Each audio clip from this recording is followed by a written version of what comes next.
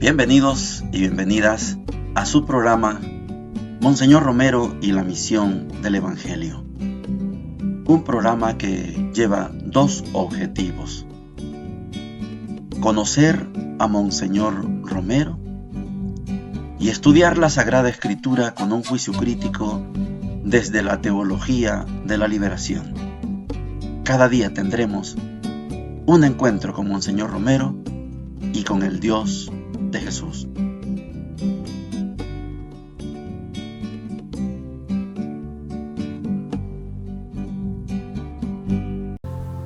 Hola, ¿qué tal?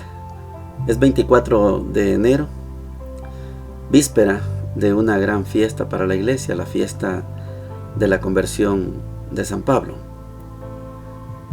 El día de hoy vamos a encontrar a Monseñor Romero en un solo día, 3 escenarios. El primer escenario, la parroquia de San Pablo Tacachico. Se celebra la fiesta de San Pablo y también la fiesta de la Inmaculada Concepción de María. 2 fiestas. Monseñor, teológicamente buen pastor, hace una consolidación de los 2 conceptos: el concepto de la redención desde San Pablo y el concepto de la redención desde la Inmaculada Concepción de María. Es una buena oportunidad de Monseñor para dejar por sentado la unidad de la Iglesia. Segundo escenario, la nunciatura apostólica. ¿Qué pasa en la nunciatura? La nunciatura es como la embajada del Vaticano en el país. Se ha creado una comisión a propósito de interceder, de mediar sobre el secuestro de 2 ciudadanos ingleses. El grupo guerrillero Fuerzas Armadas de la Resistencia Nacional, Monseñor dice revolución, pero es resistencia nacional, FARC, han secuestrado 2 ingleses y quieren a cambio, para liberarlos, que liberen a los presos políticos de las Fuerzas Armadas de la Resistencia Nacional.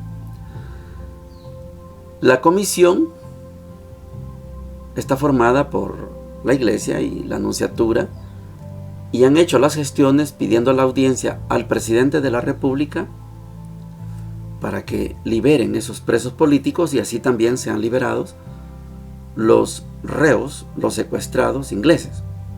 El gobierno dice que no hay presos políticos. Esto, cuando usted mire la película Romero, en la película Romero se presenta a Monseñor yendo a la oficina del presidente, etcétera. Es una película. No fue así. Esto fue lo que sucedió en realidad. Una comisión pide y el presidente dice: no hay presos políticos. Entonces, no liberan a los ciudadanos ingleses. Tercer escenario, el Hospitalito La Divina Providencia. Llega una de las tantas parroquias que tiene la arquidiócesis, la parroquia de Santa Lucía, en Ilopango, junto con su párroco, el padre Astor Ruiz. ¿Qué quieren? Entregarle a Monseñor un cuaderno donde tienen unas reflexiones, las conclusiones a las que han llegado sobre su carta pastoral. La carta pastoral, la tercera carta pastoral de Monseñor Romero, presentada precisamente el 6 de enero del año 78. Estamos en el 14 de diciembre de 1978 y las comunidades han reflexionado. Y Monseñor, contento que el pueblo esté haciendo la reflexión y que se den cuenta que esa carta pastoral tiene la razón. Oigamos a Monseñor. Jueves 14 de diciembre. Este día la tradición del pueblo de Tacachico celebra su fiesta patronal en honor de la Inmaculada y del apóstol San Pablo. 2 devociones que yo aproveché al presidir la Eucaristía para enfocar la doctrina de San Pablo sobre la redención, a la redención privilegiada de la Inmaculada Concepción. Es una comunidad muy simpática, muy viva, donde tuve satisfacciones muy grandes. Lástima que no pude quedarme después de misa, ya que en la nunciatura apostólica a las 11 tenía cita con la comisión que se ha creado para intervenir en el secuestro de 2 ingleses capturados por las FARN, F-A-R-N, Fuerzas Armadas de la Revolución Nacional. En esta reunión se informó que el señor presidente no había concedido la audiencia que se pidió, ya que niega que hay reos políticos que piden los miembros de la FARC para dejar en libertad a los 2 ingleses. Levantamos un acta donde hicimos constar nuestra buena voluntad de interceder ante la Presidencia de la República y nuestro fracaso. Por la tarde recibí en el Hospital de la Divina Providencia una comisión de la parroquia de Santa Lucía, Colonia Santa Lucía, que vinieron a saludarme con su párroco, el padre Astor Ruiz, y entregarme un bonito cuaderno donde estaban las conclusiones de sus reflexiones sobre mi carta pastoral. Les felicité y vi que francamente habían trabajado y sentido que la pastoral había ayudado a iluminar su mente acerca de las organizaciones políticas populares y sus relaciones con la pastoral de la Iglesia. Llegamos a la sección de la palabra de Dios para este día miércoles 24 de enero. Es miércoles de la tercera semana del tiempo ordinario. Quiero contarles que a mí me emociona el poder compartir estas reflexiones de esta historia del pueblo de Israel, porque aprovecho para de alguna manera desmitificar, de repente esclarecer algunas cosas que muchas veces no se predican. De ahí parto para poderles decir, hay cosas que son propias, las he estudiado, pero yo les pongo mi ingrediente. Y hoy no es una excepción. En la primera lectura vamos a encontrar, ahora sí, al tercer personaje, la tercera persona, alrededor de David. David, muchacho, pastor, ese es el primero. David, el guerrero, exitoso guerrero, ese es el segundo. Y hoy tenemos a David, el rey. Hemos hablado de tácticas y ahora yo no voy a decirles que esto es una táctica. Lo que vamos a leer ahora en esta primera lectura es, como les decía ayer, un texto de protesta contra David. Vamos a partir de una premisa inicial. Vamos a partir de algo que debemos tomar en cuenta como clave de lectura antes de leer el texto. Esto que estamos leyendo y que vamos a leer ahora son textos que se escribieron después de que ocurrieron los hechos. David no tenía un secretario para que apuntara lo que él decía y lo que le decían. Cuidado con esto. Son textos de reflexión escritos después de sucedido el acontecimiento. Ejemplo, nadie habló de Monseñor Romero, de cuando él iba en su carro, porque no tenía un secretario en el carro. Pero alguien dijo, es que a mí me dijo, y entonces ahora sí voy a copiar lo que él dice que dijeron. Vamos a leer el segundo libro de Samuel, capítulo 7, versículos del 4 al 17.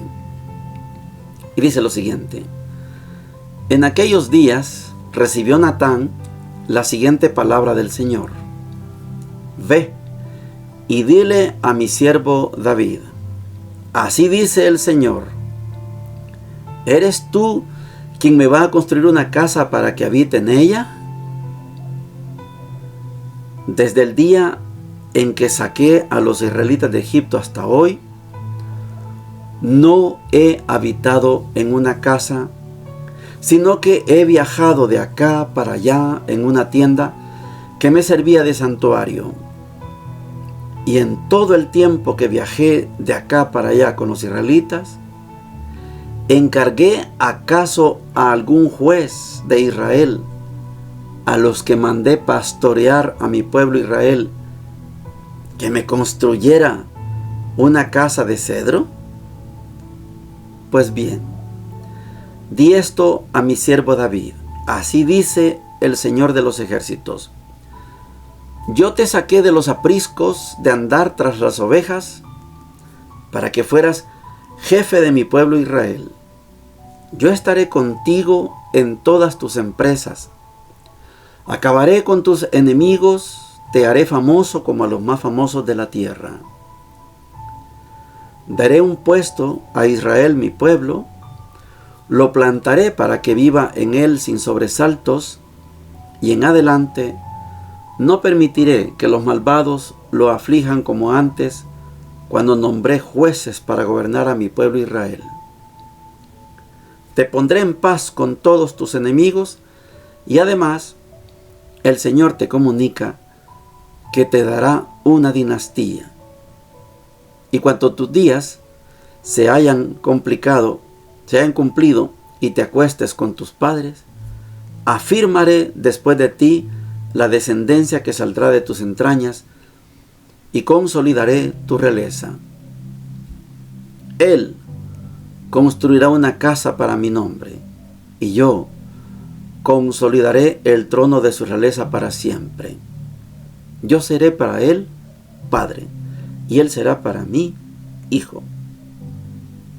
Si se tuerce, lo corregiré con varas y golpes, como suelen los hombres. Pero no le retiraré mi lealtad, como se la retiré a Saúl, al que aparté de mi presencia. Tu casa y tu reino durarán por siempre en mi presencia. Tu trono permanecerá por siempre. Natán comunicó a David toda la visión y todas estas palabras. Palabra de Dios. Te alabamos, Señor.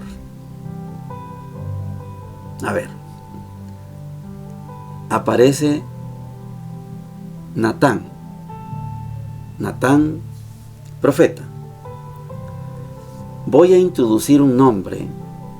No lo vamos a desarrollar ahora, pero vamos a introducir un nombre.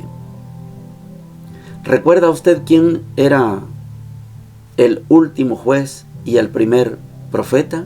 Sí, Samuel. ¿Qué hace Natán? Tiene título de profeta,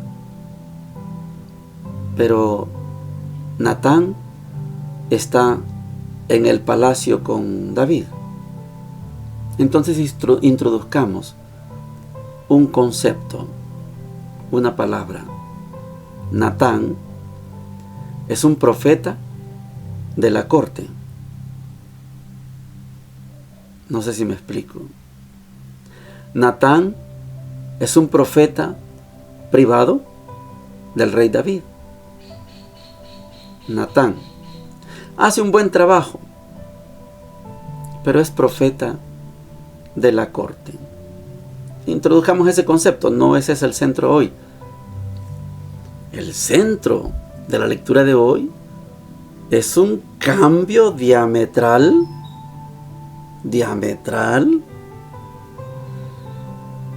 del concepto que se tiene de Dios. David vive en un palacio y Dios está en una tienda de campaña. David, pensando, reflexionando, ¿Por qué yo estoy en un palacio y mi Señor está en una tienda de campaña? No puede ser. Voy a construirle un templo, una casa donde esté Dios. Dios dice, no, no eres tú. Será tu descendencia. No tú, David. Y Natán, en la reflexión y revelación que recibe de Dios como profeta de la corte, reconoce que Dios, desde que los sacó de Egipto, Dios, en aquello que se llama el Arca de la Alianza, ha vivido siempre en tiendas. En tiendas. En una tienda. No en una casa. ¿Le pedí yo acaso a alguien de los jueces, oiga la palabra jueces, a los que les encomendé gobernar, les pedí acaso yo una casa? No. Porque Dios es Dios de tiendas. Hagamos un paréntesis aquí. Cuando leemos el Evangelio de Juan capítulo 1, en el prólogo, Juan 1 del 1 al 18, dice, y puso su tienda entre nosotros. Cerremos el paréntesis. David quiere construirle una casa. No, David, no me vas a construir una casa. Tu descendencia sí. Y aquel Dios de las tiendas, aquel Dios itinerante, después de David, lo van a meter en un templo. Y Dios ya no va a ser el Dios de las tiendas, el que acampaba con su pueblo. Hasta que venga Jesús, otra vez. Ahora sí, Jesús, Dios, vuelve a ser el Dios de las tiendas, el Dios del pueblo, el Dios que no está encerrado en un templo. Este cambio diametral, Dios no se lo permitió a David. Lo hizo Salomón, por eso se llama el templo de Salomón. Salomón sí lo metió en un templo. Y Dios, como respeta la libertad, el libre albedrío de todos, Dios permitió que su hijo, Salomón, él sí, que le hiciera una casa y un gran templo. Y les destruyeron el templo y lo reconstruyeron. Y les destruyeron el templo y lo reconstruyeron. Y a Dios allá, al templo. Es un cambio diametral, radical. No, David, no lo vas a hacer tú. Tu descendencia sí. Estamos en el año 1050 al 900 y David muere y Dios sigue en tiendas. Salomón, sí, Salomón, con todo el dinero que ha hecho, va a hacer un templo con todos los lujos de un palacio. Y allá van a meter a Dios. Y perdone que me ría, porque son hijos de su tiempo. Pero esto es un cambio diametral de concebir a Dios. De Dios de las tiendas a un Dios del templo. Y hasta hoy, nos encanta tener a Dios en el templo. La lectura para hoy del Evangelio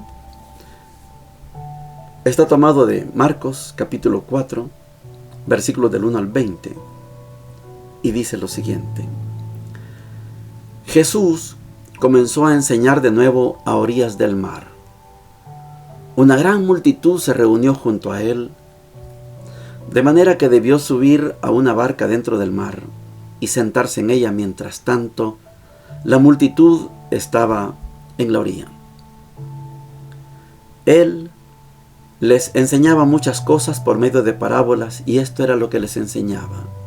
Escuchen.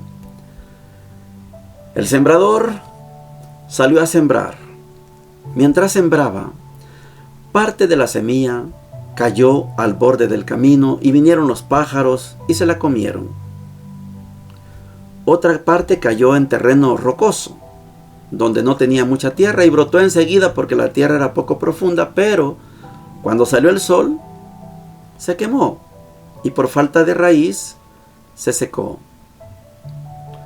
Otra cayó entre las espinas. Estas crecieron, la sofocaron y no dio fruto.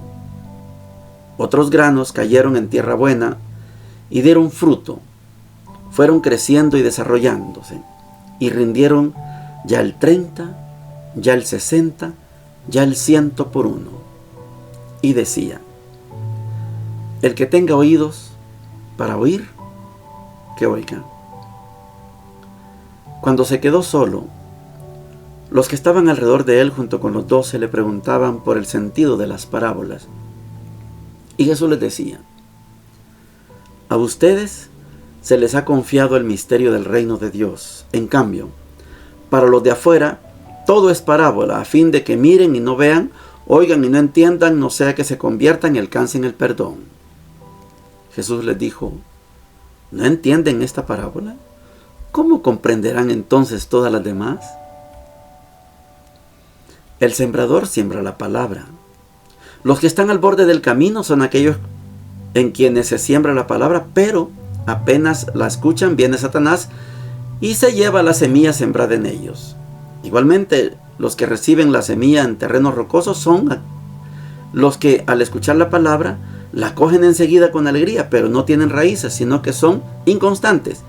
Y en cuanto sobreviene la tribulación o la persecución a causa de la palabra, inmediatamente sucumben.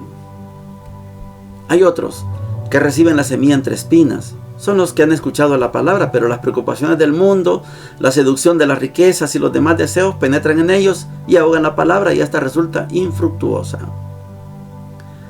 Y los que reciben la semilla en tierra buena son los que escuchan la palabra, la aceptan y dan fruto al 30, al 60 y al 100 por uno.